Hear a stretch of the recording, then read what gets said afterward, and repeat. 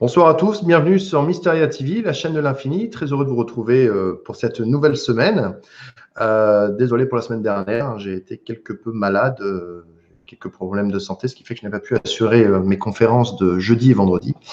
Mais du coup, cette semaine, je me rattrape en vous proposant 3 conférences. Et cette première conférence, je la commence en compagnie donc de Nicolas Turban. Bonsoir Nicolas.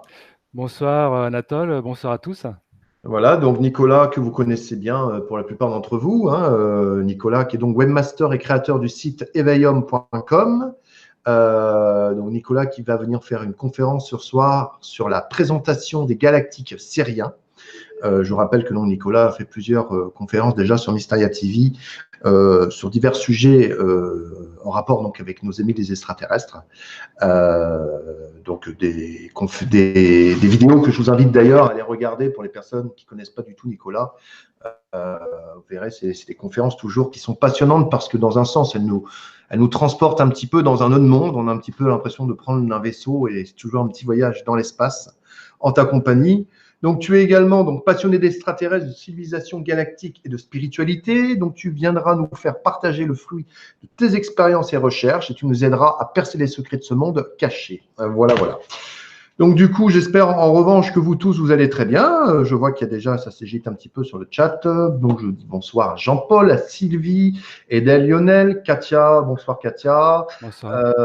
Je vois qu'il y a Cavano également, Annie de Nantes, Muriel, Madeleine, Life, Sève, Sandrine. Bonsoir à tous. Voilà, voilà. Alors, ce soir, on va parler donc des aides galactiques syriens. C'est vrai que Nicolas, tu nous fais le plaisir tous les mois un petit peu de venir nous faire parler un petit peu d'une nouvelle civilisation extraterrestre, un peu tous les mois. Et puis ce soir, c'est les Syriens. Alors les Syriens, à ne pas confondre avec les gens qui habitent en Syrie, qui habitent notre terre, hein, je précise. C'est vrai Exactement. on pourrait vite faire le. Non, non, ça n'a rien. On ne va pas du tout parler d'eux. Non, non, on va parler voilà, de personnes évoluer. Alors Nicolas, peut-être 2, 3 mots vite fait sur qui tu es, voilà, de ce que j'ai. Enfin, je t'ai déjà un petit peu présenté, mais peut-être vraiment pour les quelques irréductibles qui ne te connaissent pas, 2, 3 mots sur qui tu es, sur ce que tu fais, et puis après on pourra enchaîner avec ta conférence. C'est d'accord. Je te remercie Anatole. Bonjour à tous. Donc pour me représenter rapidement pour les personnes qui ne me connaissent pas, moi j'ai expérimenté différentes choses avec les êtres galactiques et les extraterrestres, notamment dans mon enfance, où j'ai eu une présence extraterrestre qui est venue me voir. Et j'ai également donc croisé visuellement, donc physiquement, un être extraterrestre aussi qui est venu me voir, me saluer, juste me dire bonjour. Donc j'ai pas pu échanger de mots avec cette personne. Dans la rue, donc c'était en fait dans la nuit du 13 au 14 juillet 2014. Et donc c'est à partir de ce moment-là, du moment où cet être extraterrestre est venu physiquement à moi, qu'ont commencé en fait à dire mes contacts extraterrestres en télépathie induite, en énergie, en échange de conscience à conscience, en ressenti, en guidance, en semi-canalisation, voilà, donc un peu tout ce qu'on peut échanger énergétiquement et en conscience. Et donc voilà, c'est l'essentiel de mon expérience. Et donc, au fur et à mesure du temps, je me suis créé, j'ai pu tisser des liens avec les galactiques. J'ai commencé à avoir d'expériences avec différentes civilisations. Donc après, c'est des expériences, ça dépend des fois, ça peut être des petites discussions, des échanges énergétiques ou autres. C'est variable en fonction des personnes, en fonction des galactiques, des groupes, parce qu'il y a énormément de galactiques à présenter, et donc on pourrait en parler vraiment des heures. La vie étant partout dans l'univers et revêtant différentes formes ou même énergétiques, même sans forme, éthérique, etc. Donc voilà pour mon expérience. Moi, les Syriens, je les ai connus plus tardivement que les Pléiadiens. Donc j'ai pu échanger avec les Syriens, on va dire, peut-être, ça fait peut-être maintenant 18 mois à peu près, je ne me suis pas posé la question. Donc voilà, et donc j'ai vraiment eu de bons feelings et de bonnes expériences avec eux. Ce sont des êtres très très importants pour l'humanité, pour la Terre, pour la galaxie aussi. Et donc c'est pour ça que je voulais les présenter à travers une conférence. Et donc je te remercie, Anatole, de m'en donner l'opportunité. Je ne mets pas mon micro. Très bien, bah, écoute, merci Nicolas. Alors du coup, donc, on va commencer donc, ce voyage. Alors, je vais faire mon partage d'écran. Voilà, alors est-ce que vous voyez ce que je vois, Nicolas? Dis-moi. Ouais, moi je vois. Ouais, tu vois, Peut-être essaye d'appuyer sur F11 pour mettre en plein écran. ça pourrait être pas mal. Ouais. Voilà. Voilà, donc si je vois, normalement, les autres personnes voient également. Je vais quand même vérifier, mais enfin. Voilà. Alors, je vais vérifier que tout le monde voit. Voilà. Et puis commentons bien aussi, parce que des fois il y a peut-être des problèmes de micro. J'ai changé de Ouais. micro. Oui, non, t'entends bien. Est-ce que tout le monde voit donc le fichier donc présentation des galactiques du secteur Sirius dans le chat? Si je peux avoir un petit retour. Si vous voyez ce que je. Ouais, tout OK. Ouais, OK, bon, c'est bon. OK. Allez, c'est bon. Je te laisse, Nicolas, faire. Ok, ben écoute, donc on va commencer. Donc je vais commencer par donc les sources d'informations qui vont vous être proposées ce soir, hein, lors de cette présentation. Donc la majorité, l'énorme majorité des sources d'informations ne viennent pas de moi, hein. Ça vient de grands contactés, donc notamment des contactés qui ont été physiquement en contact avec des galactiques, hein, comme Alex Collier, contacté andromédien. Yvon Poirier, également, qui est très connu. On a les livres donc de Sheldon Needley. Donc Sheldon, hein, qui présente, qui connaît bien les galactiques, hein, qui a rencontré énormément de galactiques en conscience également. On a l'histoire également des Dogons, qui nous parle des êtres de Sirius. Et donc après, c'est aussi issu de diverses recherches de canalisation et de livres divers. Bien sûr, on a des canalisations, par exemple, du Haut Conseil syrien qu'on peut trouver sur Internet. On a énormément de communication des galactiques à l'heure actuelle, forcément, suite à la période que l'on vit. Et donc, voilà, donc pour ces diverses sources d'informations. Après, je vous raconterai également aussi certaines anecdotes que j'ai pu vivre avec les Syriens. Mais il ne représente pas l'essentiel de l'information que je vais livrer ce soir. Là, c'est plus, voilà, les sources sont autres. Donc cette présentation, il faut, de mon point de vue, la considérer comme une simple introduction au Galactique Sirius, de Sirius, pardon. Parce que c'est un système vraiment complexe. Il y a énormément de choses qui se passent là-bas, tant d'un point de vue spirituel que d'un point de vue de la Fédération galactique, et d'un point de vue des êtres qui vivent. Donc c'est pour ça que prenez plus cette présentation comme quelque chose qui va attirer votre curiosité. Et si cette présentation vous plaît, ben vous pouvez après faire vos propres recherches. Je vous y encourage. Voilà. Donc au niveau de Sirius, donc Sirius, c'est un système d'abord qu'on imaginait binaire. Mais en fait, il se trouve qu'il y a également donc, le Soleil Sirius A, Sirius B, Sirius A et Sirius B, pardon. Mais en fait, les communications de Sheldon Needley, et notamment des Dogons, nous disent qu'en fait, il y a d'autres soleils au niveau de Sirius. Donc, il y aurait également Sirius C et Sirius D. Donc, c'est un système à 4 soleils. Donc, il se trouve dans la constellation Canis Minor, hein, donc du Grand Chien. Voilà, tu peux passer à la suivante, s'il te plaît. Voilà, donc pour retrouver Sirius dans le ciel, en fait, c'est assez simple. Vous repérez en fait les 3 étoiles alignées du baudrier d'Orion, qu'on repère assez facilement, hein. Dans le ciel quand il n'y a pas de nuages. Et donc, vous prenez donc Mintanka, Anilam et Aniltak, pardon, vous tirez une ligne droite en fait et vous tombez donc sur Sirius. Ouais, donc c'est ces planètes qu'on peut voir ici. Voilà, Voilà. voilà. Donc, alors Sirius B, donc on va présenter Sirius A, pardon, d'abord.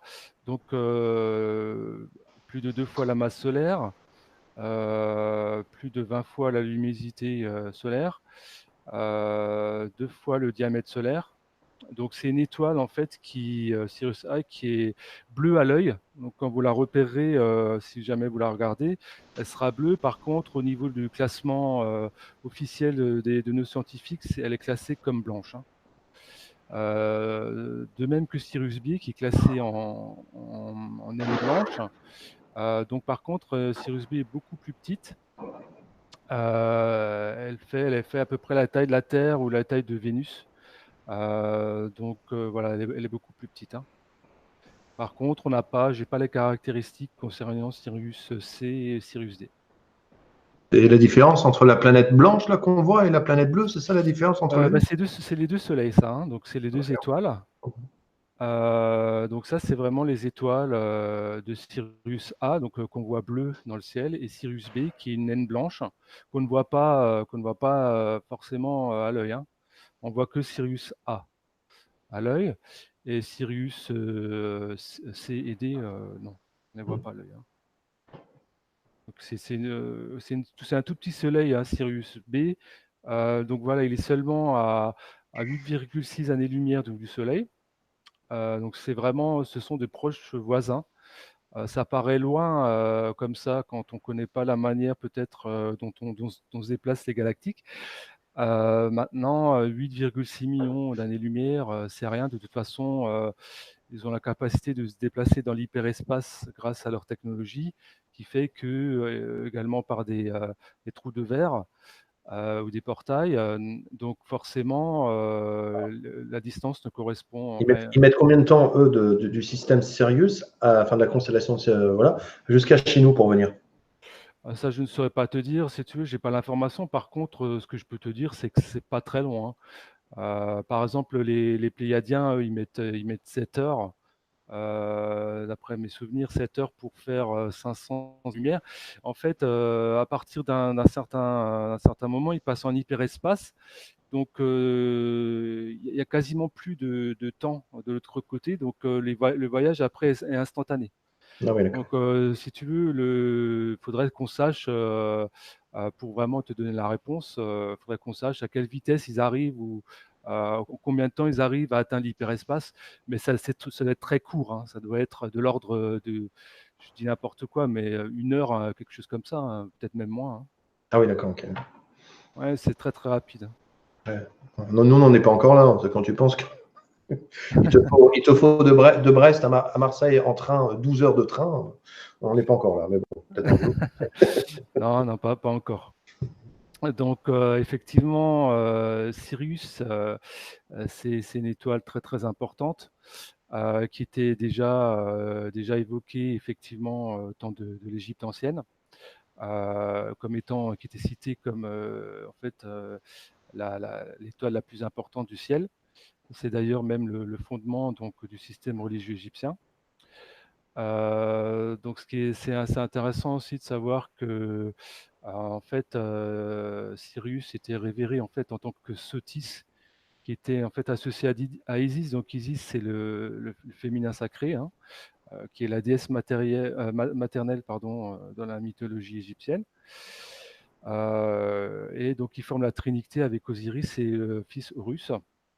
Donc, et puis la plupart donc, des déités égyptiennes, de près ou de loin, sont associées à Sirius, que ce soit Anubis et sa tête de chien, ou même Thoth-Hermès, grand enseignant donc ésotérique, grand enseignant de l'humanité, qui était également relié à Sirius, en tout cas au niveau des enseignements ésotériques. Voilà. Donc tu peux passer à la suivante si tu veux. Mhm. Donc, on va attaquer maintenant le gros du sujet. Donc ça, c'est Sheldon Needley qui nous propose ces informations. Donc, il les a reçues directement des galactiques. Donc la colonisation de leur système, en fait, a commencé il y a 6 millions d'années, donc avec les Pshats, les Pshas, donc en fait, qui sont des guerriers du ciel. Ça veut dire guerriers du ciel, en fait. Ce sont des êtres lions. Hein, donc il y a plusieurs catégories d'êtres dont on va parler ce soir. La vie du côté de Sirius est extrêmement, extrêmement variée. Donc ça, on va le voir au fur et à mesure de la conférence. C'est assez incroyable en termes de formes. Il y a des formes extrêmement variées du côté de Sirius. Donc ce sont les Pshas qui arrivent, oui, qui arrivent en premier sur Sirius, au niveau de Sirius B, où il y a 6 planètes, dont certaines sont telluriques et d'autres gazeuses, en fait, hein. Donc, il est dit également donc, par Sheldon à la suite de leur arrivée, ultérieurement, il y a les colonisations de Sirius C et Sirius D. Et donc, on parlera également des êtres. Donc, sur Sirius C, par exemple, il y a des êtres félins également, mais qui ne sont pas des êtres lions, hein. Ce sont d'autres types d'êtres félins qui s'y trouvent. Donc au niveau de Sirius B, on retrouve la planète Atarmuk. Donc Atarmuk, qui veut dire lieu où se trouve l'Atar. Donc l'Atar, c'est un grand, grand oiseau sacré, en fait, là-bas, au niveau de Sirius, qui est un oiseau doré, donc qui est d'un type aigle, qui fait 1,8 mètre de haut, et donc qui a donné son nom au clan des guerriers spirituels syriens. Et il y a également une autre planète qui est habitée, qui s'appelle Muktarine, donc qui veut dire terre des mers bleues. Donc sur Muktarine, on retrouve des êtres aquatiques très sensibles, notamment on trouve également des dauphins, des baleines, et ce sont les gardiens de la planète et des temples sous-marins, donc, qui se trouvent sur cette planète. Donc tout le secteur Sirius, en fait, est un secteur sacré. Il n'y a pas de flotte de grands vaisseaux qui circulent dans ce secteur, enfin dans le système même, parce qu'ils considèrent, ils ont sacralisé, en fait, tout leur système. Et par contre, il y a des navettes, en fait, des petites navettes qui peuvent amener les personnes, en fait, sur les planètes, hein. Donc sur Atarmunk, il y a une petite erreur, hein, donc attends, je vais rectifier. C'est Atarmunk. Donc là, j'ai oublié le N. Avant 600 millions de personnes. Donc il y a 600 millions de personnes qui vivent donc essentiellement en intraterre. Sur Sirius, sur Atarmuk. Et il y a quelques dizaines de millions de personnes qui sont en surface, notamment qui s'occupent et qui travaillent au niveau des temples sacrés, et auxquels également il y a des réunions diplomatiques, notamment en lien avec la Loge Bleue. Donc la Loge Bleue, en fait, c'est vraiment lié à la spiritualité et au maître ascensionné. On en parlera peut-être un peu tout à l'heure. Je ne suis pas expert non plus de la Loge Bleue, mais bon, il faut quand même savoir que la Loge Bleue, effectivement, se situe à Sirius, et qu'un grand nombre de maîtres ascensionnés ont passé par Sirius, ont transité par Sirius. Donc, au niveau donc, des temples, il y a des chants qui sont faits, il y a des cérémonies spécifiques, en fait, qui sont très liées à la spiritualité, qui est très très importante au niveau de ce système. Voilà. Donc, au niveau donc, de Muktarine, c'est une planète qui ressemble à la Terre. Il y a, donc, je l'ai déjà dit, hein, il y a des êtres dauphins également sensibles. Donc, cette planète fait partie des quartiers généraux de la Fédération galactique. Donc, la Fédération galactique, les Syriens sont présents dans cette fédération depuis déjà longtemps. Je suis en train de regarder mes notes, afin de vous dire depuis quand.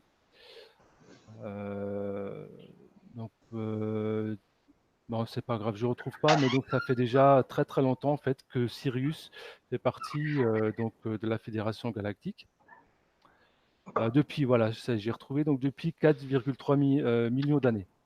Donc, d'après les informations de Sheldon Needley. Donc voilà pour ce système. Donc on peut Attends, continuer. je vais essayer de. Ouais, Ouais, c'est bon. voilà.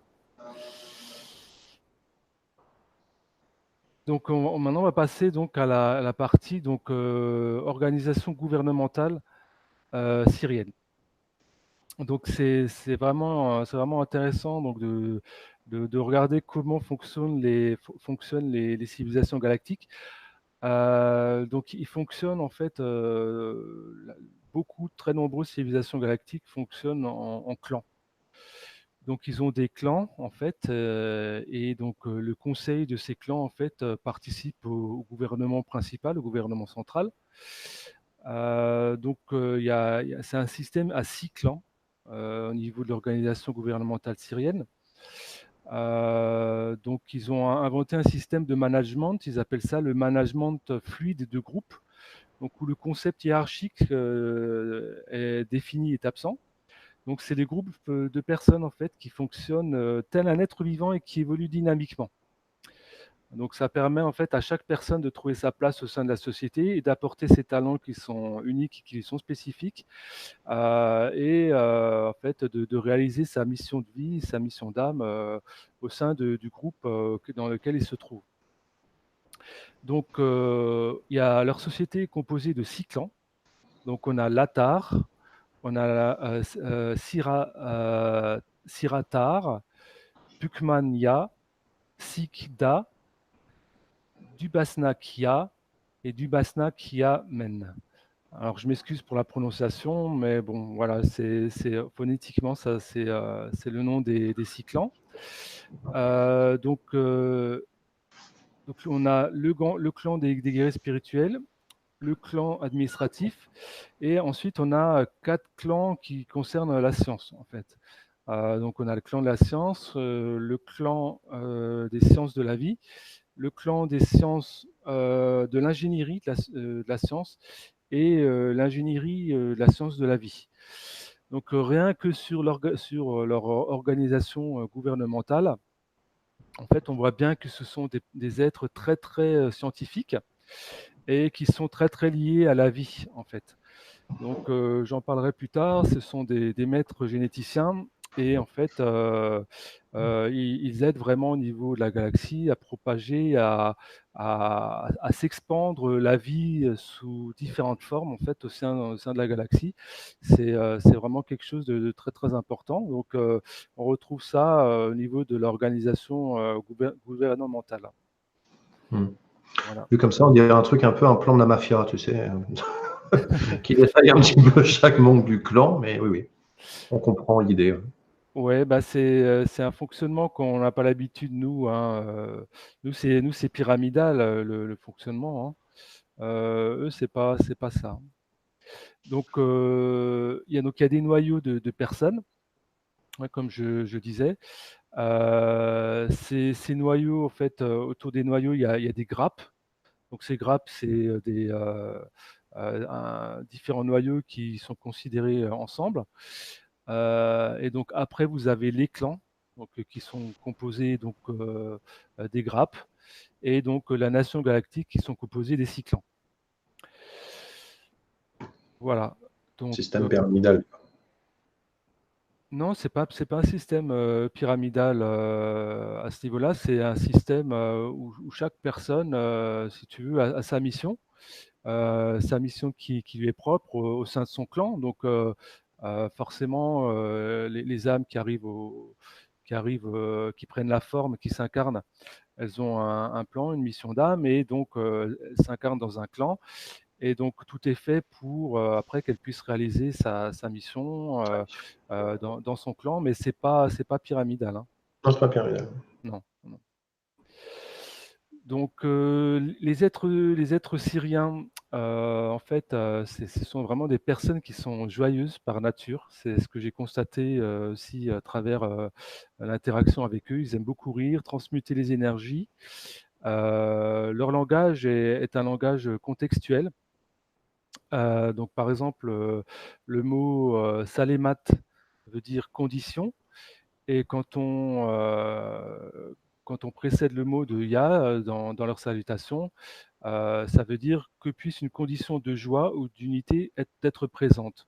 Donc, ya peut être renforcé, par exemple, par rim, rin, ran, qui signifie ultime. Donc, par exemple, salémat yarin, ça signifie bénédiction. Donc, voilà.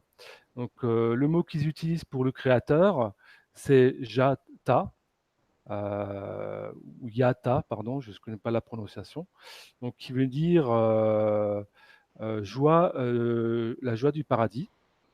Il y a également la syllabe sa qui veut dire l'entièreté de quelque chose, ra qui est le principe de la créativité féminine, ka donc qui signifie donc se réfère au gardien du corps et de l'âme. Donc par exemple, Sakara, ça veut dire âme de créativité féminine, qui est le nom du continent principal donc de la planète Muktarine. Voilà. Donc certaines peuplades du sud du Pacifique utilisent des dialectes qui sont relativement proches du langage syrien. Donc il s'agit d'un héritage en fait de l'ancienne Lémurie, puisque les Syriens étaient déjà présents sur Terre à cette période-là.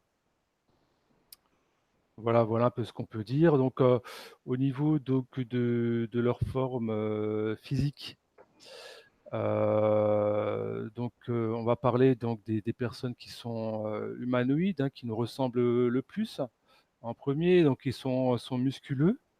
Ils ont des visages très poupons, très fins, hein. Donc, c'est une caractéristique aussi extraterrestre, c'est que ils vieillissent totalement différemment de nous. Ils vivent beaucoup, beaucoup plus vieux que nous. Ils ont également beaucoup de technologies, etc. Donc, on ne peut pas comparer avec un être humain, hein. Donc, les hommes, ils sont plus grands que nous, plus de 2 mètres 25, et les femmes, donc jusqu'à 2 mètres. Les cheveux peuvent être blonds, châtains, les yeux bleus à vert, et donc la peau est pâle. Elle peut être légèrement rouge ou légèrement bleue, hein. On a également des êtres delphinoïdes, donc qui sont des êtres humanoïdes dauphins, donc sur Sirius B.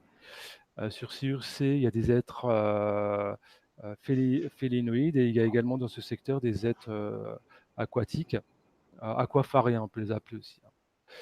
Donc voilà, ils sont solidaires, télépathes. Forcément, ils sont multitélépathes. Il y a différents types de télépathie, ils les maîtrisent. Donc, ils peuvent transmettre aussi tout ce qui concerne la guérison. Et donc, tellement d'autres choses et de services qui rendent et qu'ils ont rendu à l'humanité au fil du temps. Voilà. Donc en moyenne, on peut dire qu'ils dorment peu. Donc ils dorment à peu près 2 heures par jour. Ils ont des robes en fait qui sont des robes diaphanes. Donc là, je parle pour les humanoïdes, hein. Ils ont des robes diaphanes qui en fait laissent passer la lumière sans qu'on puisse la voir, fluide, courte, et de la longueur de la cheville. pour les hommes, et pour les femmes, donc elles peuvent être plus longues, ces robes. Donc les couleurs de ces vêtements, en fait, ils indiquent le clan de l'individu, donc le clan de la personne. Et ils ont également des rubans et des décorations qui indiquent en fait le rang ou le grand honneur d'une personne. Donc ça, c'est intéressant de le savoir.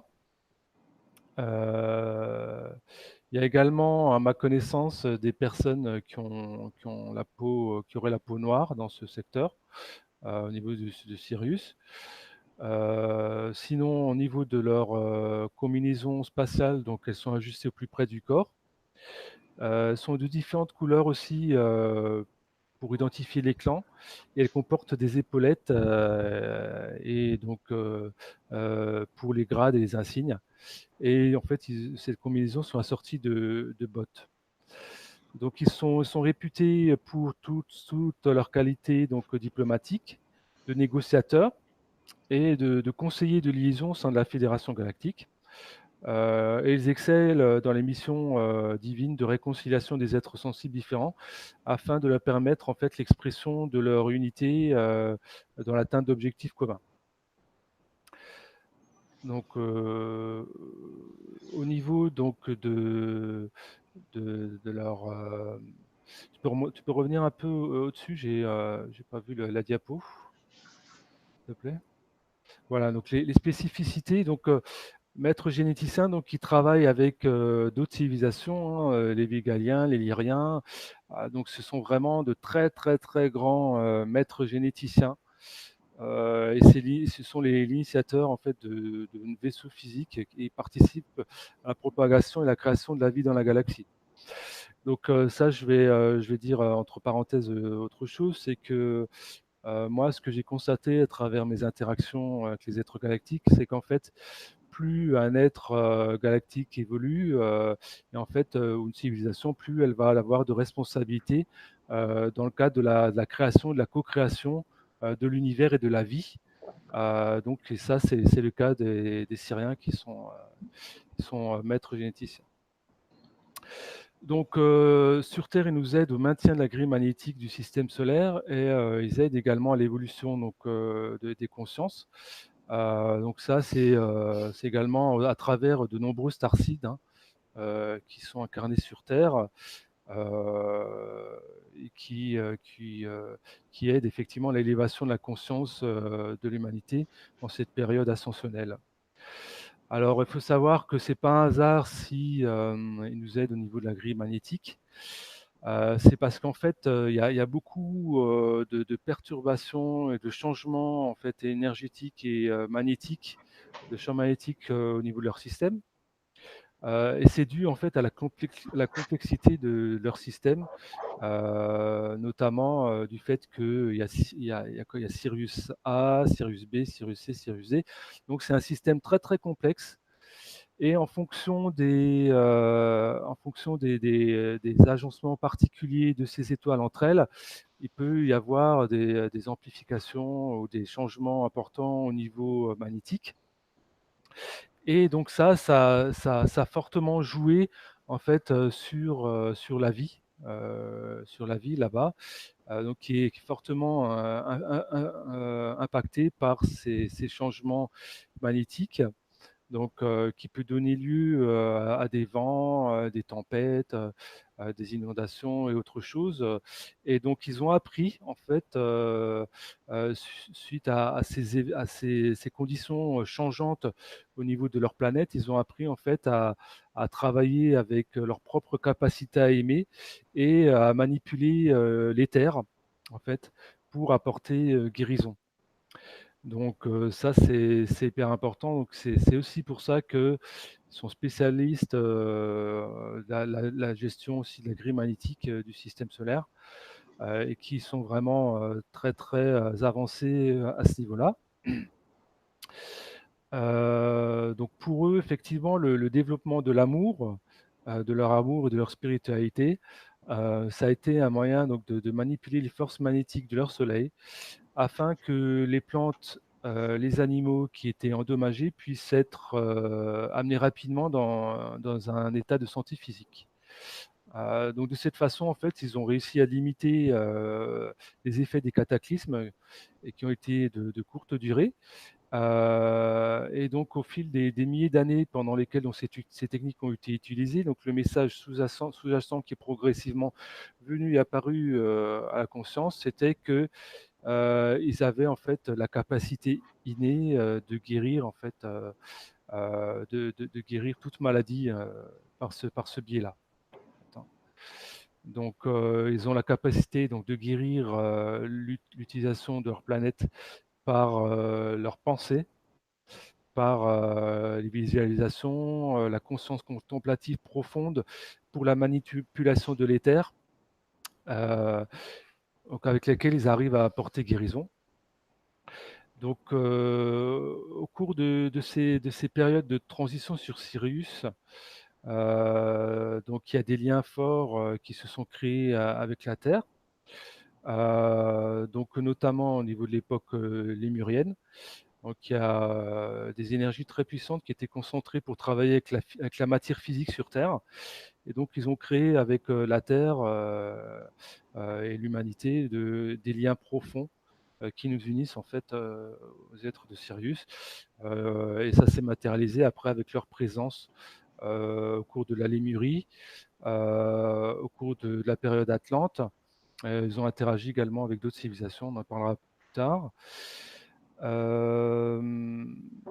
Donc, qu'est-ce que je peux dire d'autre? Donc pour eux, effectivement, il s'agit de travailler sur tout ce qui est déséquilibre, puisque l'idée même du déséquilibre, en fait, mène à la maladie. Hein. Dans l'univers, tout est équilibre, tout est équilibré et toute forme de déséquilibre. Donc c'est pareil pour nous au niveau de notre complexe mental corps-esprit. Tout déséquilibre en fait concourt à la création de maladies. Donc c'est pour ça que nous-mêmes, on peut se rendre malade en fonction de nos pensées, en fonction de différents facteurs de déséquilibre, lorsqu'on mange mal, etc. De toute façon, tout est lié, hein, tout est interrelié. Et donc, eux, ils sont vraiment très, très avancés à ce sujet-là. Ils ont compris ces choses-là il y a très, très longtemps. Et donc, ils ont la capacité d'évoluer, de travailler sur les corps et dans les plans subtils, en s'accordant en fait avec leurs vibrations. Ils ont mis au point donc des technologies, des techniques spécifiques pour transmettre à la Terre soutien et guérison en termes énergétiques. Donc, c'est particulièrement utilisé dans le traitement des énergies de l'amour. Donc, ceci donc, peut apporter un sens de la combinaison de toutes les forces subtiles, un sens donc, de la façon dont les corps subtils interagissent, un sens de la façon dont les énergies du corps éthérique manipulées par la conscience peuvent entrer dans le corps physique. Donc, ils ont beaucoup travaillé avec tous ces outils-là. Donc, ce sont des êtres qui reconnaissent que la transformation est possible, est facilement possible sur Terre, à partir du moment où les personnes et les gens comprennent que l'utilisation de l'énergie, comprennent l'utilisation de l'énergie donc transformationnelle du noyau intérieur chauffé de la Terre, et donc les énergies du Sirius combinées elles-mêmes avec l'énergie co-créatrice donc de l'humanité. Et pour eux, il serait facile de mettre fin à la maladie sur Terre. Donc ça concourt, en fait, ça se réunit à notre évolution personnelle de chacun, puisque les capacités co-créatrices combinées de l'humanité, c'est celle de chaque être humain combiné. Donc c'est pour ça que l'évolution de chaque personne, à travers sa façon de se concevoir, sa façon de penser, d'interagir avec elle-même et avec les autres, de servir, de donner amour et d'échanger euh, des informations avec les autres, d'élever sa conscience. C'est des points extrêmement importants qui permettraient, selon eux, donc de guérir, de nous guérir en fait. Hein. Et donc, c'est un message qui est également transmis par d'autres galactiques, hein. L'élévation de la conscience terrestre de chaque personne est importante et concourt effectivement à la libération et au désenfermement du système dans lequel on vit actuellement. Donc, en vivant donc cet énorme changement, en l'acceptant eux-mêmes, en travaillant donc pendant des milliers d'années, donc ils ont progressivement réalisé qu'ils avaient concouru à créer quelque chose d'unique. Donc, c'est parfaitement possible d'appliquer ça dans le monde, et ça requiert en fait le changement, la volonté de changement et le travail spirituel de chacun. Avoir confiance en soi, et donc ils sont là, donc les galactiques font partie des galactiques qui sont très très nombreux à nous aider au niveau donc de cette période de changement sur Terre. Donc et ils ont une connexion donc par la conscience avec les premiers lémuriens et se poser la question en fait comment mettre en forme leur capacité de transformation. Et donc, la compréhension lémurienne de ces principes a été que c'était donc qu'il était nécessaire d'avoir la confiance, la foi, la conscience et non la logique. Hein. Donc là, on voit bien qu'il s'agit de mettre d'aligner en fait le côté mental, de calmer le mental, de mettre le mental au service de sa propre spiritualité et d'atteindre des plans mentaux supérieurs, le supramental, d'atteindre le soi supérieur, et de travailler donc avec la foi et en pleine conscience pour pouvoir en fait matérialiser les transformations. Donc, qu'est-ce que je peux vous dire? Donc, il y a donc l'espèce canine qui viendrait également de ce secteur. Donc, les chiens, donc, par exemple, nous apportent plein de choses au niveau des chiens d'aveugles et autres. Ils rendent service, et donc ils ont en eux, si tu veux, l'énergie donc de leur origine aussi. Donc ça a trait à la mission sacrée des animaux qui sont présents sur Terre, dont un grand nombre sont arrivés du temps de l'Atlantide et qui ont été donnés aux Atlantes aussi pour les aider dans leur propre processus d'évolution. Donc, les êtres de Sirius, apparemment, d'après les informations dont je dispose, issues d'une canalisation, comprendrait pas totalement à quel point en fait on a réussi quand même à créer, enfin réussi. On est vraiment dans le cadre d'une individualisation forte sur Terre, parce qu'en fait dans leur société, eux, ils sont vraiment très très liés, très très soudés, notamment pour faire face aux cataclysmes, aux changements constants qu'il y a sur leur planète. Ils sont très très soudés, et donc ils nous trouvent vraiment différents à cet égard par rapport au fait que on est encore à notre stade d'évolution plus individualiste et individualisé. Et donc, ce qui amène en fait d'autres spécificités au niveau de notre évolution. C'est tout simplement quelque chose de différent, mais c'est quelque chose qu'on peut souligner, les différences qu'on peut avoir par rapport à eux.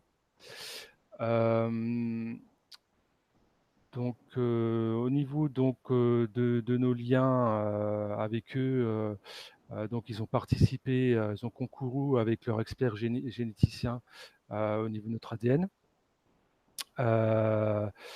Notamment avec les Pléiadiens et d'autres spécialistes, lyriens et d'autres, au niveau de notre génome. Voilà ce que je peux dire par rapport à ça. Donc ils sont vraiment des êtres qui sont vraiment sympathiques. Moi, j'ai pu le constater, vraiment, vraiment sympathiques. Ils sont très très respectueux. Ça j'ai aussi pu le constater. Voilà un peu ce que je pouvais dire. Est-ce que tu peux juste remettre la diapo précédente, s'il te plaît? Voilà, donc on a des êtres, donc les êtres de on a des êtres de l'intraterre qui sont d'origine syrienne, donc de Sirius B. Donc c'est des êtres delphinoïdes qui sont créateurs des dauphins, qui sont gardiens de l'intraterre et des cités sous-marines, qui étaient présents donc, du temps de l'Atlantide et puis qui aident également à la transition qui est en cours. Voilà. Donc, tu peux redescendre si tu veux.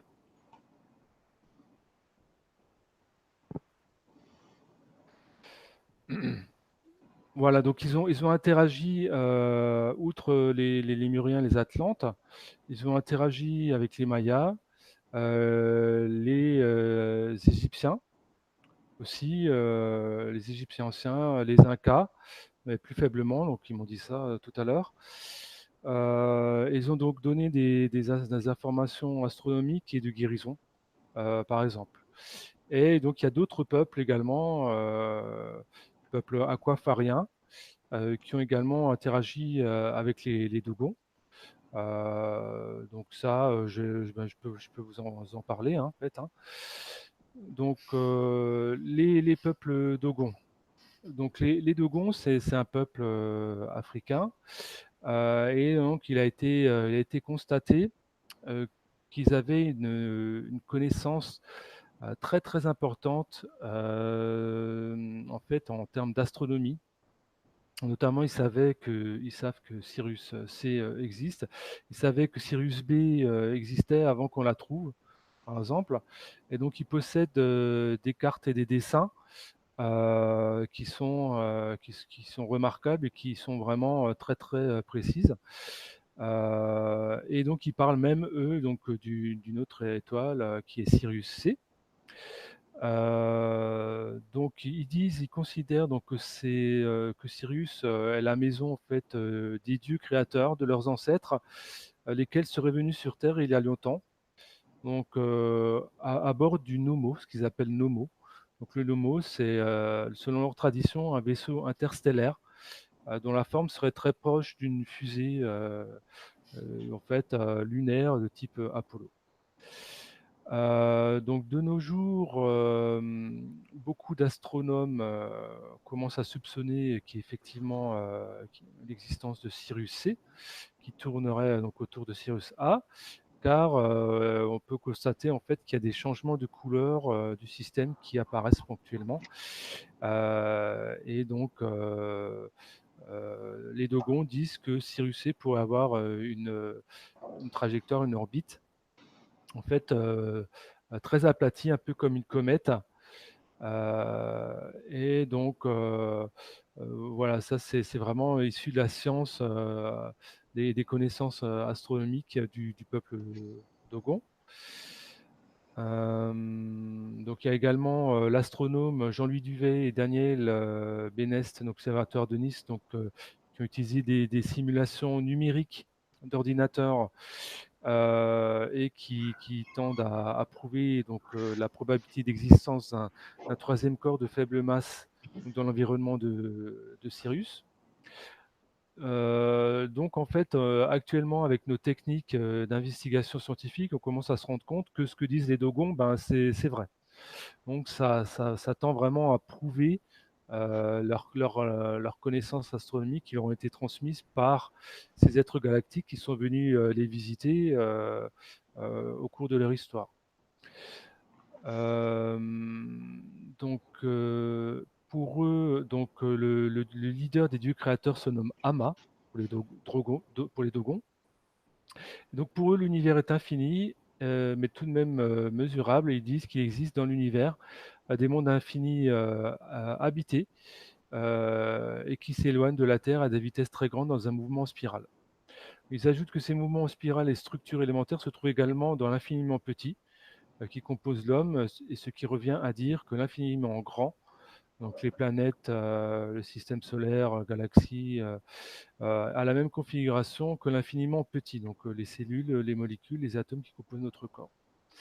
Donc ça, il faut savoir que les galactiques, pour les personnes qui lisent beaucoup, qui sont beaucoup renseignées, ils nous informent, ils nous apprennent que l'univers, il est holographique et qu'en fait, il y a des fractales.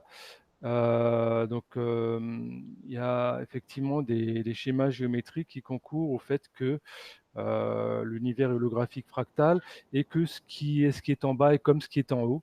Donc, c'est des choses qui se répètent et ça va dans le sens de ce que nous indiquent les dogons.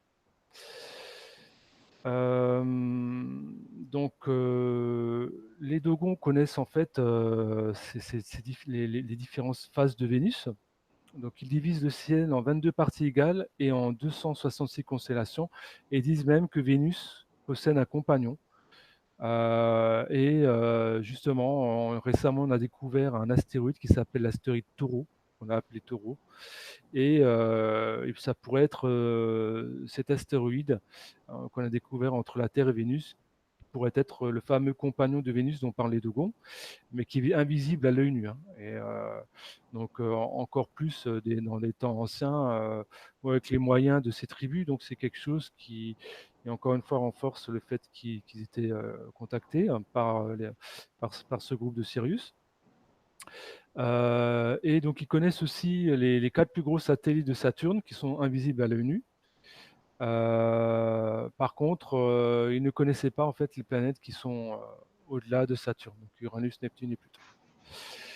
Donc, ils disent avoir reçu donc, ces connaissances qu'ils possèdent d'un peuple venu du ciel et qui les a créés, et que les membres de ce peuple du ciel sont descendus sur Terre il y a très longtemps, et qui les ont amenés avec eux, en fait, ils ont amené avec eux des fibres végétales. Donc, ils ont amené des végétaux qui, après avoir créé donc, la vie sur Terre, les plantes et animaux, ils ont créé le premier couple humain, donc selon la tradition Dogon, qui engendra par la suite les 8 grands ancêtres de l'humanité, selon eux. Donc, qu'une fois leur tâche terminée, Ama et les autres dieux regagnèrent le ciel à bord de leurs nomos, leurs vaisseaux.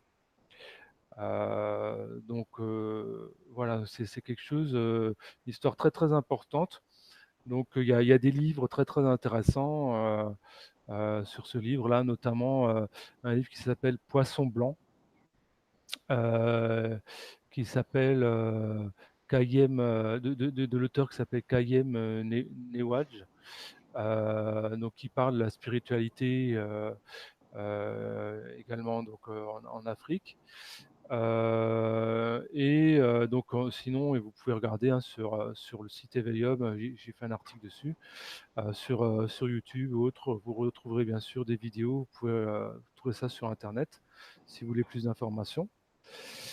Donc, il y a énormément donc, de maîtres ascensionnés qui ont des liens avec Sirius, Bouddha, Krishna, El Moria et tant d'autres. Hein, donc ça, c'est lié à la loge bleue également et au temple sacré là-bas. Donc il y a une énergie en fait spécifique qui arrive dans le système de Sirius. Et c'est pour ça que ce système en fait est sacré. Et donc c'est un système très très important pour la galaxie.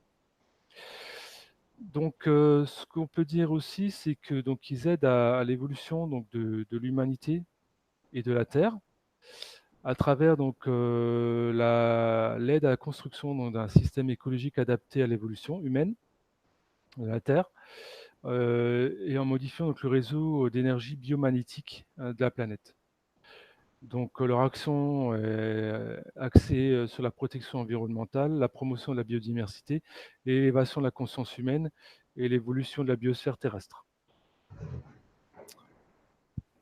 Voilà. Je m'excuse, j'ai boire un petit coup.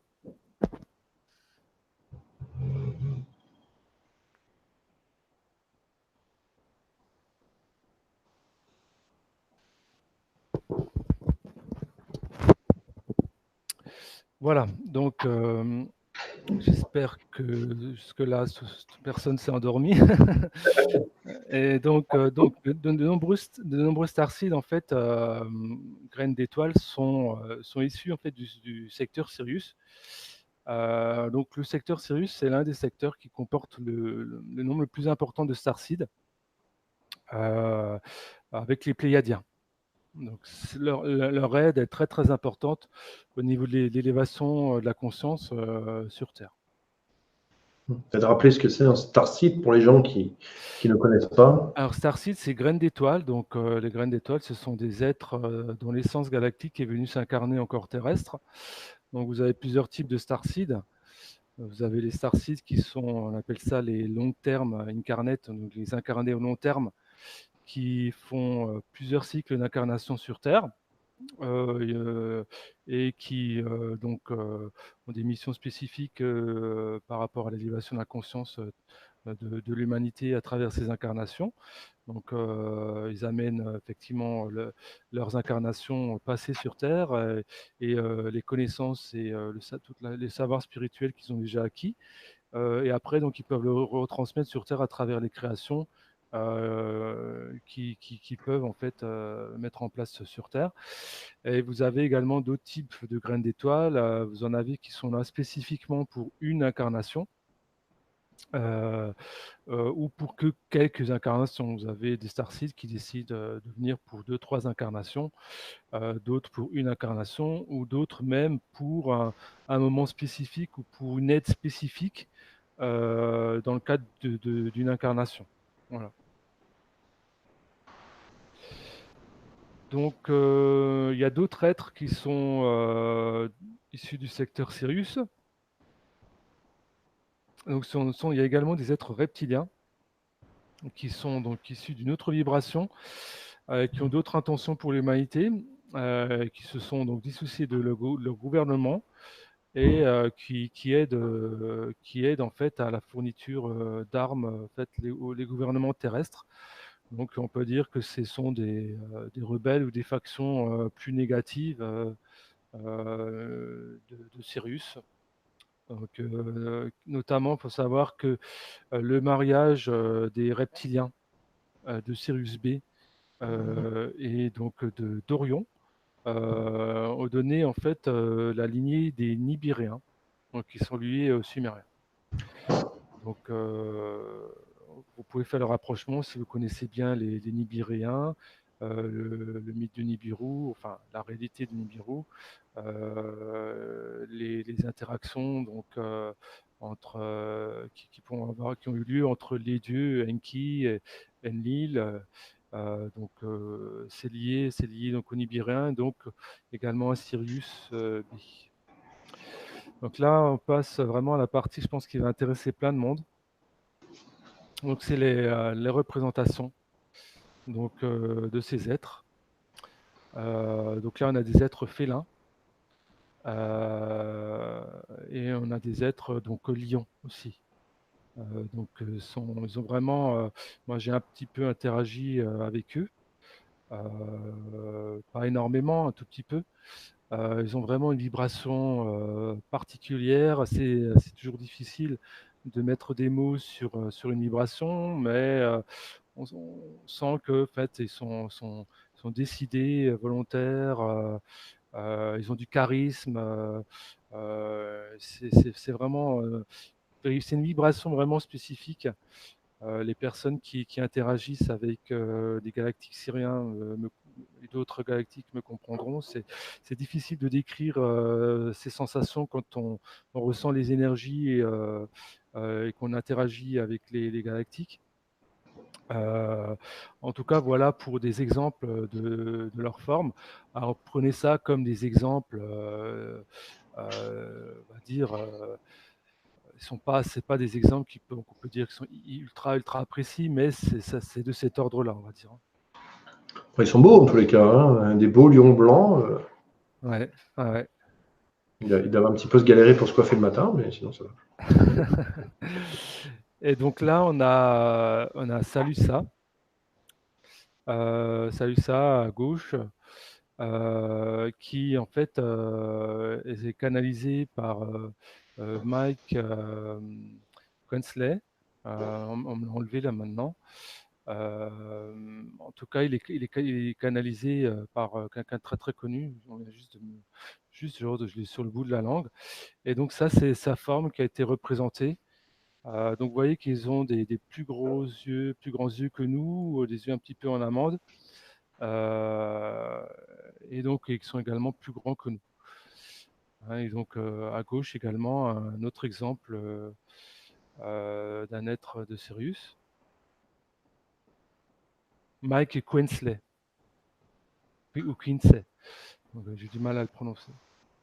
Donc, il canalise en fait Salusa. Donc, vous pouvez chercher canalisation Salusa, pardon, canalisation Salusa sur Internet et vous tomberez en fait sur les canalisations de Salusa de Sirius.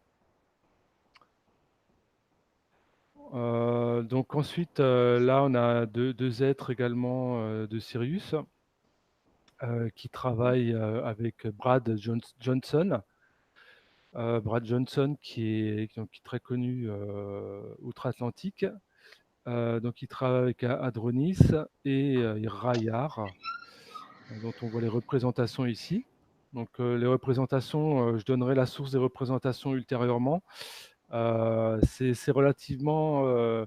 là, on a vraiment des représentations qui sont assez correctes à mon avis. Peut-être pas exactes à 100%, mais qui donnent vraiment une idée assez intéressante de ce à quoi il ressemble. Donc, vous voyez qu'il nous ressemble quand même. Ouais, voilà ce que j'allais dire. Il y a une grande ressemblance avec nous, quand même. Voilà, tout à fait. À part peut-être la taille, mais. Voilà. Et donc, ça, c'est notre représentation. On ne voit pas énormément bien, mais donc, ça, c'est une représentation donc, de Sheldon Needley. Donc, on voit un peu comment ils sont habillés. Et donc, ils sont très carrés, très grands, athlétiques, musculeux, comme je l'ai dit. Voilà, donc comparé à moi, c'est des armoires à glace, on va dire. Voilà, donc je ne sais pas te concernant Anatole, mais voilà, me concernant. Moi, je suis une armoire à glace, mais si tu la mets à l'eau qui flotte avec la graisse, tu sais. Mais oui, je vois. Moi, je pourrais avoir un petit peu, vu ma taille, vu ma mètre 93, je pourrais avoir un petit peu de. D'accord, mais ah oui, je te voyais pas si grand. Bah, oui, d'accord. Bah oui, écoute. Voilà pour les représentations. Après, donc, on a d'autres représentations encore. Donc là, donc ça, c'est la façon donc, dont les Dogons représentent les Nomos. Donc ces êtres de Sirius, ce sont des êtres poissons, hein, des êtres aquatiques, aquafariens. Donc ils sont représentés comme ça par les Nomos.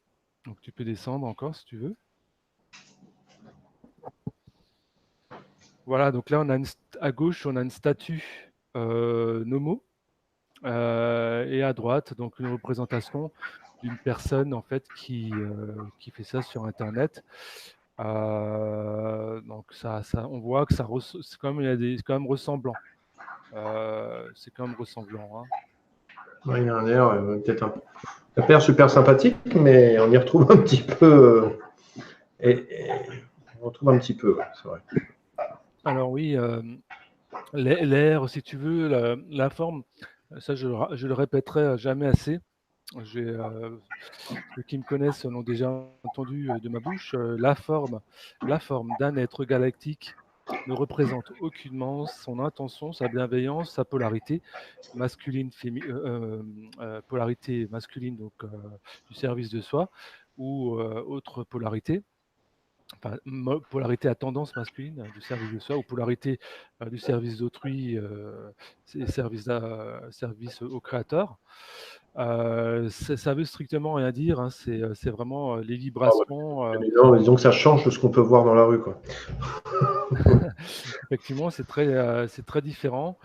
On peut penser que ce ne sont pas les premiers galactiques qu'on verra immédiatement sur Terre, ce qu'on verra immédiatement, d'après ce que je perçois, ce seront plus ceux qui nous ressemblent le plus.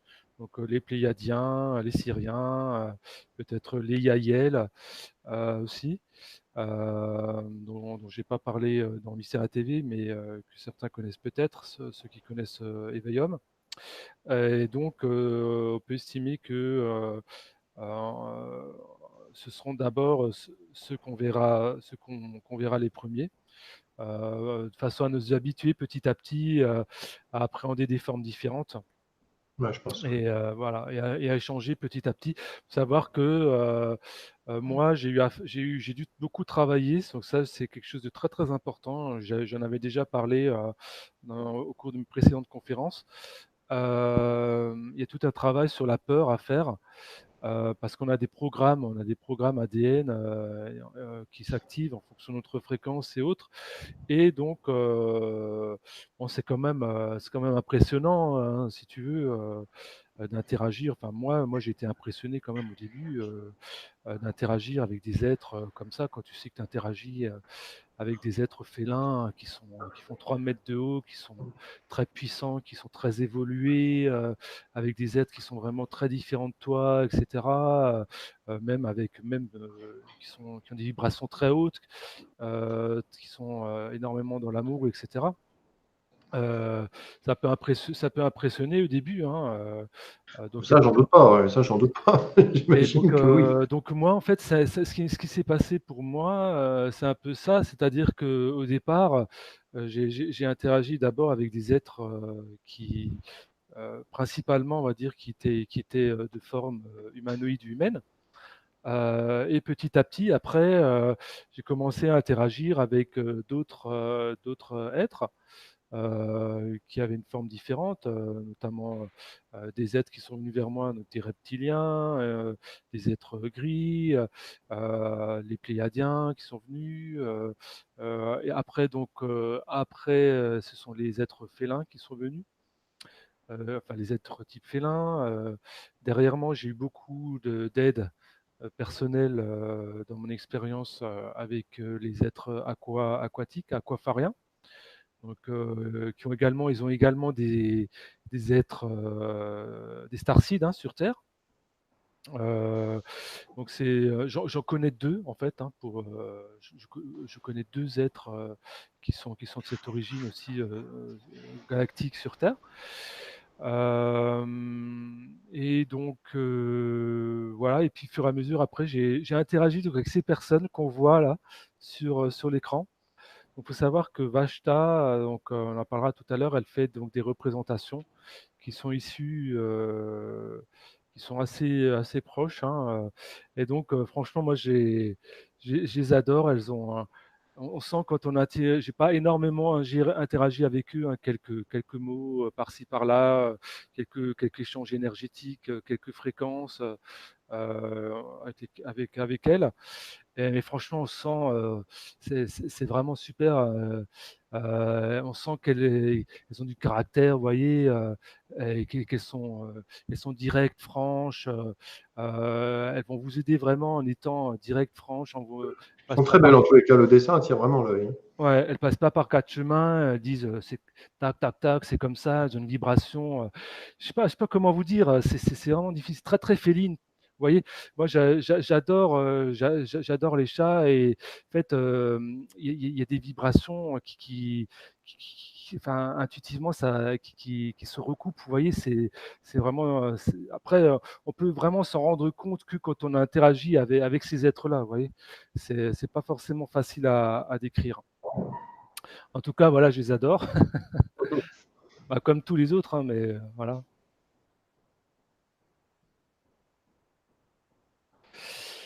Et donc, on a également les êtres de Sirius B. Bah, elles aussi, je les adore. Enfin, je les adore plus ou moins tous. Enfin, tous. Hein, de toute façon, on est unité. Hein, on est tous l'expression de la divinité individualisée. Et donc, en fait, elle se trouve dans l'intra-terre. Et elles, quand elles m'ont fait ressentir leur énergie, j'ai ressenti un petit peu d'espièglerie, vous voyez, la joie, un peu ces vibrations-là, quoi, des hautes vibrations. Donc c'est ce que j'ai ressenti quand elle m'a parlé également. Bon, alors, je me souviens plus parce que il y a beaucoup de personnes qui m'ont parlé puis qui me disent qui me donnent des messages personnels ou quand j'ai des questions. Alors, je me souviens pas de tout parce qu'en fait ça dépasse en fait ma capacité de mémorisation. Hein, donc comme c'est vraiment tous les jours, tous les jours, tous les jours. Je me souviens que du principal. Je me souviens notamment des énergies, du ressenti, mais je me souviens pas forcément particulièrement du message qui m'a été donné ou transmis. Voilà. Et donc ils sont présents donc depuis 360 000 ans sur Terre. Ce qui est énorme. Ouais, donc déjà du temps de l'Atlantide, et donc ils aident beaucoup à l'évolution sur Terre, l'évolution terrestre. Donc tu peux descendre un petit peu si tu veux.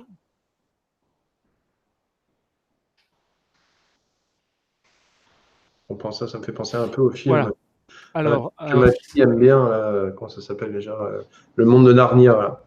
Il y a... voilà. Alors cet être-là, croyez ou non, ça étonne peut-être certaines personnes qui nous regardent et se disent mais c'est pas possible. Enfin, je sais pas qu'il existe tellement de formes différentes, mais c'est vraiment le cas. Et cet être-là, en fait, je m'interrogeais tout à l'heure. Je m'interrogeais, je me suis dit, est-ce que je peux inclure ou pas cette image. Et donc, en fait, il m'a brièvement, via le chakra du cœur, il m'a dit, oui, je te donne l'autorisation et ma bénédiction pour montrer mon image aux personnes qui regarderont la conférence.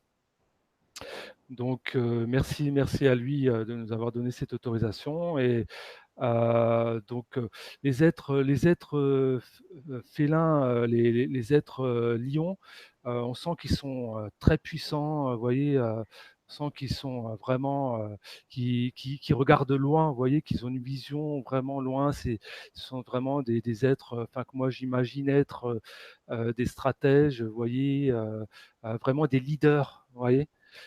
Donc ils sont très anciens, hein, donc ils viennent notamment de la lyre. Donc c'est vraiment des êtres très très anciens. Initialement au niveau de la lyre, c'était des êtres éthériques.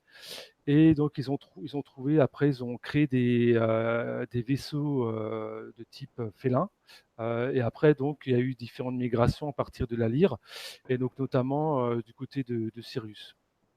Alors, les êtres félins, vous en Cette trouvez. photo, cette photo, elle est très hypnotique. Hein. Vraiment, elle est Ouais, vraiment. Quand tu regardes ce personnage, tu as vraiment l'impression, avec ce bleu dans les yeux, elle est très belle cette photo. Tiens, d'ailleurs, je pense que je la mettrai en fond d'écran parce que je la trouve vraiment super. ah bah écoute, donc la sixième dimension est très très évoluée. Donc voilà, vraiment, vraiment des êtres incroyables. J'ai moins interagi avec eux quand même, parce que j'étais quand même assez impressionné quand même. J'ai interagi avec d'autres êtres félins que lui, mais c'est vrai qu'au début, j'étais quand même pas mal impressionné quand même. Hein. Il y a de Voilà. quoi. Alors, on retrouve vraiment beaucoup de choses de la mythologie égyptienne où on voit des hiéroglyphes comme ça avec donc plein d'animaux, en fait, des hommes avec des têtes d'animaux. Et en fait, on trouve beaucoup de choses. Exactement. Exactement. Donc exactement, tu as exactement ça. C'est vrai que j'aurais pu le mettre, je ne l'ai pas mis. Sur les hiéroglyphes, donc les statues égyptiennes, ainsi que donc les histoires des dieux et déesses. On peut dire que c'est la preuve de l'existence du peuple lion. Donc le peuple lion, entre autres généticiens, a aidé à développer des formes de vie de différentes sortes pour les planètes et les étoiles de l'univers. Donc ils sont aussi de grands explorateurs, des guerriers donc, lorsque le besoin s'en fait sentir. Ils sont intervenus à différents moments cruciaux de notre histoire en temps de crise et ont contribué à l'expérience génétique générale qu'est l'humanité, donc de manière très bénéfique. Euh, donc voilà ce qu'on peut dire. Donc les êtres de Sirius sont l'une des premières civilisations étrangères à avoir visité en fait notre système solaire. Et ils ont joué un rôle important dans notre histoire, que ce soit au niveau de notre ensemencement, l'établissement de la Lumirie et de l'Atlantide, et son influence, sa présence a été ressentie donc de manière évidente, même à travers les civilisations Inca et Maya. Donc, il faut savoir par exemple que les Mayas ils viennent des Pléiades. Donc, ce sont à la base, la Terre, à la base, c'est vraiment une planète qui a beaucoup d'amour et qui est vraiment une planète d'accueil et qui a accueilli en fait vraiment beaucoup de peuples différents. Notamment quand il y avait des difficultés dans leur système, euh, ces peuples ensuite pouvaient être accueillis sur Terre. Donc c'est notamment le cas des Mayas. Et donc les Mayas qui viennent donc des Pléiades ont également interagi avec les Syriens. Donc vraiment, vraiment une histoire très, très, très riche des Syriens et de la Terre. Encore une fois, là, on passe vraiment sur les choses, on passe très, très, très vite. Il y a énormément de choses à dire. Moi, vraiment, je vous invite à faire vos propres recherches. C'est vraiment quand vous commencerez à chercher des informations sur ces civilisations syriennes et autres, ce sera vraiment c'est vraiment quelque chose de passionnant. Euh, donc, voilà ce qu'on peut dire. Alors, les exemples de vaisseaux spatiaux, Oui, donc au niveau des vaisseaux spatiaux. Donc, ça, c'est les informations de Sheldon Needle, pardon. On a les ravitailleurs transporteurs qui sont en forme de cloche, qui font 67 mètres, où il y a 8 à 30 personnes, où il y a 5 tonnes de matériel. Donc bon, excusez-moi de la qualité, j'ai pas trouvé vraiment de représentation voilà, qui reprenait cette forme de cloche. Ensuite, on a des éclaireurs surveillants qui sont en forme de sphère, donc qui sont de 30 mètres de diamètre avec une séparation au milieu. Donc vous avez vraiment une sphère et donc vous avez une séparation au milieu. Voilà. Donc là, j'ai pris cette photo-là que j'ai trouvée sur Internet. Ça me semblait un peu correspondre à ce qu'on peut trouver. On voit en fait que c'est sphérique. On voit qu'il y a une séparation et au-dessus, pardon, au-dessus, on voit qu'il y a quelque chose. Il peut y avoir une autre sphère. Donc ça peut être éventuellement ce type de vaisseau.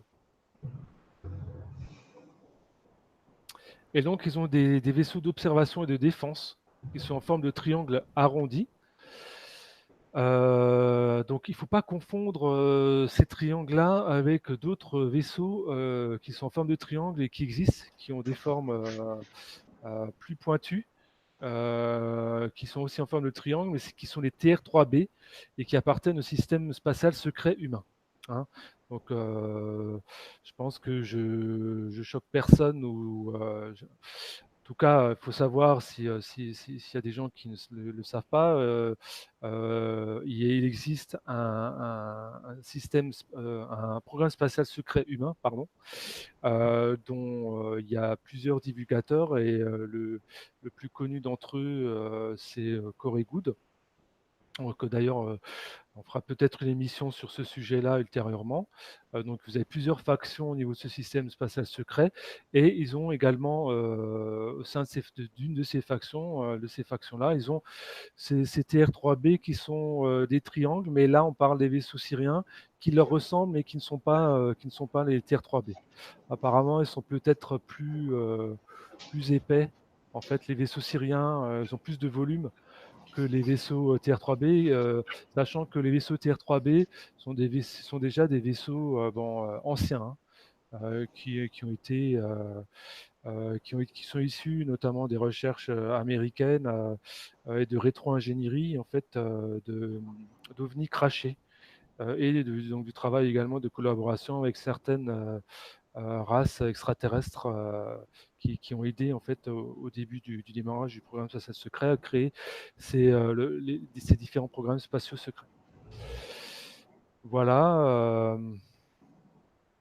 Donc au niveau des livres à consulter, moi je vous invite vraiment à chercher du côté donc de Sheldon Needley. Donc les informations que j'ai livrées lors de cette conférence étaient notamment issues donc de Your Galactic Neighbors de Sheldon Needley. Bon, c'est en anglais, hein, mais euh, vraiment très très intéressant.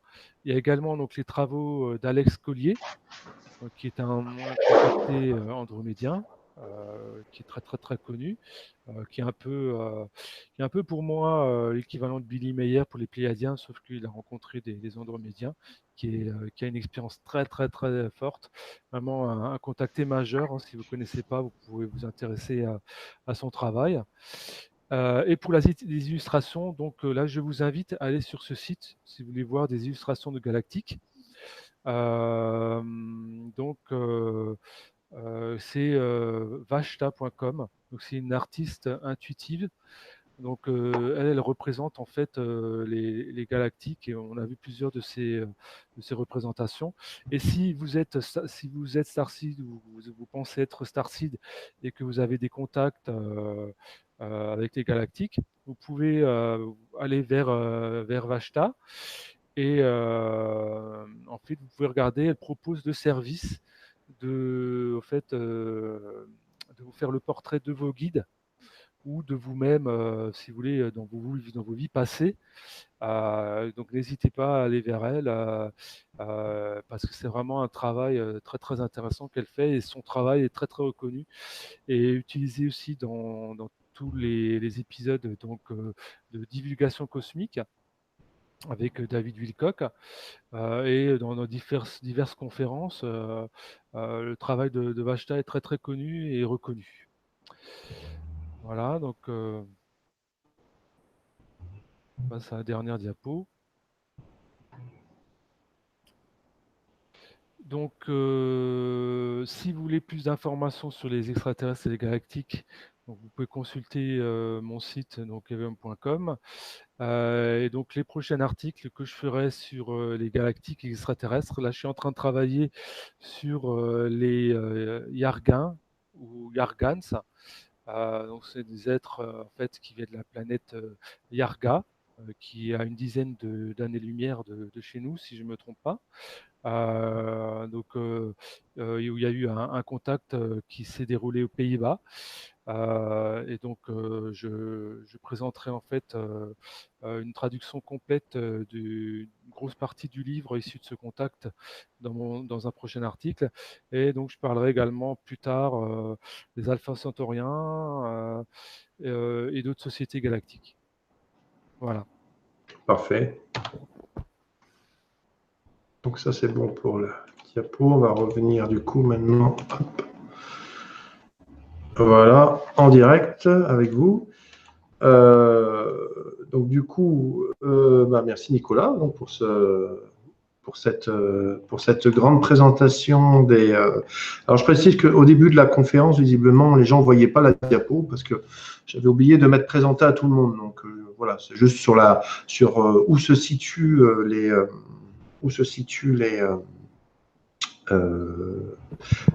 la constellation, mais visiblement pour le reste, c'était tout bon. Alors je vois, alors est-ce qu'il y a quelques questions peut-être pour toi du coup? Alors si vous avez des questions, n'hésitez pas, hein, je vous en prie. Maintenant qu'on est revenu. Sinon, je peux vous parler en attendant les questions. Il y a ton image qui est un peu floue hein, de ta. Ouais, c'est pas une webcam super high-tech, je m'en excuse. Faut demander aux extraterrestres de t'en acheter une. Ouais. À ce propos, je ferai une vidéo prochainement sur ma chaîne YouTube parce que figure-toi que j'avais des implants. Il y a des implants en fait qui sont des implants éthériques, qui sont en fait des caméras audio-vidéo et autres. Et en fait, j'ai travaillé avec 2 thérapeutes, notamment avec Vanessa, qui va venir sur ta chaîne. D'ailleurs, je la remercie si elle me regarde. Merci, merci vraiment Vanessa. Elle a fait avec elle un très très gros travail hier sur l'enlèvement de mes implants. Et j'ai travaillé également avec une autre thérapeute. Et donc, en fait, j'avais des caméras au niveau du troisième, j'avais des implants au niveau du troisième œil, chakra du cœur, des choses dans le cerveau, sous les pieds. En fait, j'étais vraiment infesté d'implants. Donc ça je dis entre parenthèses, je ferai une vidéo là-dessus. Mais à toutes les personnes qui nous regardent et autres, si elles ont des soucis ou qu'elles se sentent mal ou qu'elles comprennent pas pourquoi et autres, heu, consultez vraiment des thérapeutes, Vanessa ou d'autres thérapeutes qui font la lecture d'âme, de la lecture d'aura, pardon. Et vraiment, faites-vous checker, regardez si vous n'avez pas des implants parce que c'est incroyable le nombre de personnes qui ont des implants extraterrestres, éthériques notamment, et qui peuvent créer des perturbations, des séparations, des distorsions en fait au niveau de nos corps énergétiques et nous créer des problèmes après. Donc vraiment, moi, on m'a raconté des choses incroyables à ce niveau-là. Donc vraiment un message important. Vérifiez, faites vérifier vos implants. Dans ma vidéo, dans la vidéo sur YouTube que je ferai, je mettrai des adresses de gens sérieux avec lesquels j'ai travaillé et puis qui m'ont aidé. Donc, Parce c'était que je pour la vois tête. dans le chat, on met si Vanessa va venir, elle viendra, bien sûr, Vanessa va venir sur la chaîne Ouais, le Vanessa 16. viendra, c'est quand? Fin du mois, je crois, hein. Ouais, le 16, non, enfin, je vérifie, mais normalement, si je dis pas de bêtises, là, c'est la semaine prochaine, vraiment, qu'elle vient. La semaine prochaine, ouais. Donc, franchement, moi, j'invite tout le monde à regarder sa vidéo. Ouais, j'espère que je ne mets pas trop la pression, mais franchement, ça, ça vaut le coup, ça vaut le coup, vraiment. Oui, Allez, ça vaut le coup de ce qu'elle fait parce qu'elle soigne. Moi, j'avais une hernie discale lombalgique. ah ouais, ouais. Ah ouais. J'ai fait un soin avec elle, ça a été réglé, quoi. Elle a quand même, elle a des dons tout à fait exceptionnels. Elle a des dons Donc vraiment, exceptionnels, ouais, le ouais. 16 mai, elle vient le 16 mai. Ouais. Donc vraiment, je vous invite à regarder cette conférence parce que Ouais, même Nicolas, Katia aussi, elle la recommande vivement. ouais. Vraiment nickel, quoi. Non, Alors, je vais franchement, te dire quelques questions, peut-être que. Alors, tu ouais. as Quentin qui te demande. Alors, attends, ça a bougé. Attends. Il te met avec tout le respect que je vous dois. Comment savoir si tout ça n'est pas le fruit d'une imagination débordante? Euh, sa question, après, ça, oui. Ben, si vous voulez, moi, je peux donner que l'information liée à mon vécu, à mon expérience. Moi, je le vis au jour le jour, donc depuis mon expérience d'éveil donc en 2014, mon contact. Après, moi, je ne cherche à convaincre ou à imposer quoi que ce soit à personne. Je témoigne simplement effectivement de mon expérience, de mes interactions avec eux, qui n'ont pas été énormes, mais qui ont quand même été existantes et qui fait que j'ai parfaitement conscience de leur existence. Euh, il y a énormément de gens qui ont des contacts avec eux, télépathiques. Il n'y a pas que moi, donc c'est quand même aussi, si vous voulez, un faisceau pour les personnes qui appréhendent ces informations-là, comme un faisceau d'informations très important. Donc voilà, c'est libre à chacun en fait d'accueillir l'information comme il le veut, comme il le ressent en lui-même. Moi, dès ma période d'éveil, en fait, j'ai eu une attraction très très importante pour les galactiques et les extraterrestres. Et donc, j'ai appris à les connaître au fur et à mesure. Voilà, c'est tout ce que je peux dire. Donc, c'est à chacun d'appréhender et d'accueillir ces informations que je donne vraiment à titre informatif, en son âme et conscience, en fonction de son ressenti. Voilà. Je cherche pas à convaincre. Eden te demande, merci. Eden te demande question, est-ce que Nicolas a un message des Syriens pour nous en particulier pour la France? Donc ils m'ont pas donné, si vous voulez, spécifiquement, télépathiquement de message pour ce soir. Simplement le message, c'est également celui dont j'ai parlé tout à l'heure, c'est le travail de chaque personne, le travail sur soi, l'élévation de notre propre conscience, notre travail, et notre désir d'aller vers l'amour, vers des relations harmonieuses, avec les autres, que ce soit avec nos proches, avec notre famille, avec, des personnes, des inconnus dans la rue et cetera. Ça tout est lié et ça impacte la vibration et la fréquence, terrestre. Et donc, il faut savoir que la conscience co-créative, la conscience, les pensées sont co-créatives. C'est la conscience qui crée la matière et donc qui influe, le changement. Et donc c'est pour ça qu'il y a tellement de starseeds et qui nous aident, à nous libérer parce qu'il y a tout un système qui est en place, hein, qui est lié, j'en avais parlé lors de ma précédente, conférence, qui est en place lié aux êtres, de polarité négative sur terre. Et donc, c'est croyez en vous. Le message, hein, ça pourrait être croyez en vous, ayez la foi, agissez en âme et conscience et si vous changez vous-même, si, les choses changeront. Le changement, il vient de nous, il vient de l'intérieur. C'est pas, si vous voulez, il ne faut pas qu'on s'attende à des merveilles des gouvernements. Les gouvernements, eux, ils sont vraiment liés au système d'enfermement, à l'ancienne énergie. C'est vraiment le changement, c'est nous. C'est nous qui sommes l'impulsion du changement. C'est nous qui incarnons le changement. C'est moi qui vous parle, c'est vous qui regardez. Et ça, c'est le message très fort que je tiens à faire passer. Et nous sommes l'incarnation du changement. Et les Syriens, les Pléiadiens, les Procyon, tous les galactiques qui sont là, ils sont là pour nous aider, pour nous soutenir. Ils nous soutiennent énergétiquement, ils nous soutiennent en nous aidant, en nous guidant, que ce soit consciemment, inconsciemment.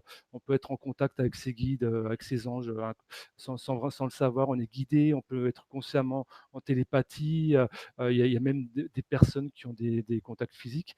Donc voilà, c'est un peu ça le message qui pourrait être le leur, par exemple. Beaucoup de gens qui te demandent comment enlever les implants qu'on a en nous. Ah, alors là, ça, c'est vraiment une question très, très importante. Donc moi, j'avais des implants éthériques. Donc ma première expérience, c'est chez une personne qui s'appelle Sylvie Fontagneux, qui est sur Paris, et qui est une élève de Anne Givaudan. Donc pour mon expérience, ça a commencé par, en fait, la lecture de mon aura. Bon, il y a eu un petit entretien et en fait, avec son troisième œil, elle voit en fait elle voit directement, les implants qu'on peut avoir. Elle a vraiment un entraînement poussé, hein, ça fait des années qu'elle fait ça. Elle est vraiment certifiée avec Anne Givaudan. Donc elle m'a regardé, donc ça se fait dans la pénombre. On se met donc avec une tenue, enfin, on enlève notre tenue, on reste vraiment parce qu'elle a besoin de voir le corps physique près du corps. Et donc, elle regarde notre aura et avec ça, elle voit en fait les implants. Donc, moi, j'avais une caméra. Ici, au troisième œil, j'avais en fait, des câbles qui partaient au niveau derrière la tête. J'avais effectivement une sorte de casque et de micro. J'avais une caméra dans l'œil, même je crois, je ne sais même pas si c'était pas dans les deux yeux. J'avais également quelque chose qui allait au niveau donc du nez. J'avais une sorte de chakra, une sorte de pieuvre, en fait, elle m'a décrit ça comme ça, hein, qui en fait qui partait de mon chakra coronal comme ça, qui descendait en moi, qui passait par le chakra du cœur, qui descendait jusqu'aux jambes, jusque dans les jambes. Donc vraiment, j'étais infesté d'implants. Donc une fois qu'elle les a identifiés, ces implants, elle vous les enlève en fait avec ses mains. Hein, donc, vous vous asseyez ou vous allongez, ça dépend des cas. Et en fait, elle les enlève, elle travaille avec sa conscience, avec sa concentration, et elle les prend avec ses mains comme ça, et elle se sert de ses mains comme des pinces éthériques, si vous voulez. Et on sent vraiment que quand elle tire, par exemple, et qu'elle enlève un câble, un fil, on sent vraiment, si vous voulez, comme des chatouilles au niveau des tempes, où là il y a les câbles, et on sent vraiment qu'elle enlève quelque chose, hein. On sent vraiment, on sent vraiment qu'il se passe quelque chose au niveau de notre corps éthérique. Ensuite, pour Vanessa, Vanessa, ça a été différent. Elle fait ça à distance. Donc, elle vous expliquera ça mieux que moi, juste pour vous parler rapidement de mon expérience. Donc, elle se connecte à vous de différentes manières. Et donc, avec son troisième œil, elle a des visions, elle voit en fait à distance où vous avez des implants, et elle est guidée également pour les enlever. Et elle arrive à les enlever à distance en travaillant, en vous connectant à vous directement, quoi. Donc, vraiment, vraiment des dons exceptionnels, exceptionnels. Très bien, merci. Puis je vais prendre peut-être une autre question. Alors du coup, Live te demande, est-ce vrai que certaines entités qui manipulent l'humanité depuis longtemps ont perdu leur âme à force d'être dans l'ombre? Alors, dans le sens figuratif, on peut dire qu'elles ont perdu leur âme. Oui, elles ont une âme. Elles n'ont pas perdu leur âme. Donc, certaines sont issues d'une âme quand même. D'autres n'ont pas d'âme. Ce sont des robots qui sont nourris et contrôlés par des intelligences artificielles et des énergies artificielles. Donc, on appelle ça les zèbres, les entités biologiques. Concernant les êtres de polarité négative du service de soi, certaines, moi j'aurais tendance à dire de façon péjorative, elles ont perdu leur âme, parce que elles sont tellement, il y a beaucoup de séparation en elles, énormément de séparation. Donc elles ont des nanites au niveau de leur corps. Donc elles travaillent en conscience avec des nanites. Donc elles ont vraiment de la technologie au sein même de leur corps. Elles sont liées à des intelligences artificielles. Donc, il y a un système très, très hiérarchique qui est lié au contrôle, à l'obéissance, à la domination des êtres, pour pas aller dans des termes encore plus loin, hein. Vraiment, c'est vraiment, ça va très, très, très loin, ce système, hein. Et c'est d'ailleurs le système qu'ils veulent mettre en place petit à petit sur Terre. Hein, notamment à travers donc le système qui existe sur Terre, hein, donc les 13 familles de la Kabbale, dont certains membres sont des hybrides, donc qui sont des êtres qui ont des âmes d'origine reptilienne ou autre, hein, par exemple, qui sont vraiment dans l'ombre. Et donc en fait, ces êtres, certaines d'entre elles, moi ce que je perçois des interactions que j'ai eues avec elles, ne peuvent pas être elles-mêmes. C'est-à-dire que parfois on sent que, éventuellement elles pourraient essayer, de changer, quoi, mais qu'on sent que derrière, elles se font, enfin il y a autre chose derrière, hein. Donc soit ça provient d'elles, qui ont des hauts et des bas, je ne sais pas, soit ça provient d'un système, de contrôle hiérarchique, qui fait qu'elles ont des difficultés vraiment à être elles-mêmes, et elles doivent être obéissantes, vous voyez? Il y a beaucoup d'obéissance dans leur système. Il y a des êtres du service de soi qui ont changé. Il y a notamment, donc, il y a 3 clans reptiliens sur Terre, mais il y a notamment un clan, enfin un groupe qui se trouve dans l'intraterre, de quelques centaines de personnes, où ce sont des reptiliens qui, eux, ont choisi la lumière et sont rédemptés.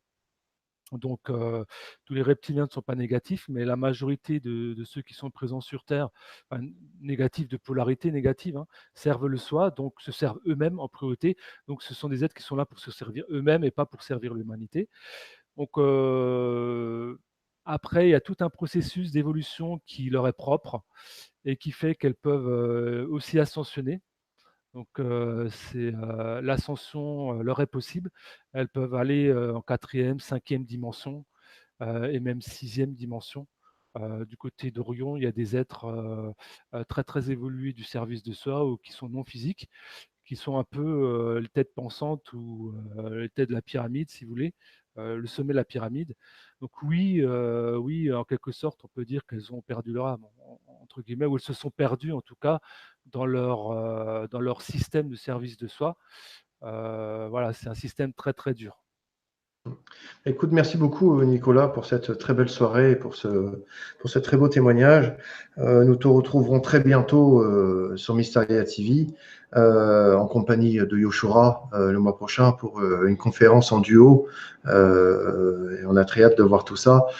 Vous pourrez me retrouver demain sur Mysteria TV pour une conférence sur le Reiki animal, comment bien soigner son animal, en compagnie de Francesca Gagliardo. Merci à beaucoup à tous de nous avoir suivis et puis je vous souhaite à tous une excellente fin de soirée. À très très bientôt. Merci beaucoup.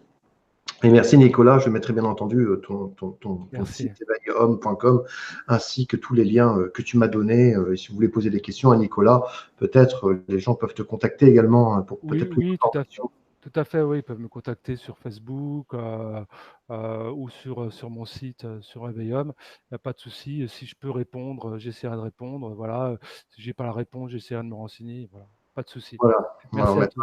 D'ailleurs, on va mettre en place bientôt sur Mysteria un Discord, comme on avait vu avec Katia, un Discord où vous pourrez directement, peut-être pour les gens qui le veulent, poser des questions directes à certains intervenants. Et puis une genre de radio un peu Mysteria TV où les gens pourront un petit peu échanger les uns avec les autres en vocal. Voilà, mais je pense que ça sera plus quelque chose qui sera mis en place pour la rentrée de septembre, le temps que je mette tout en place, mais voilà, quoi. Voilà. Voilà, voilà. Je vous souhaite à tous une excellente fin de soirée. Je vous dis donc à demain soir. Au revoir.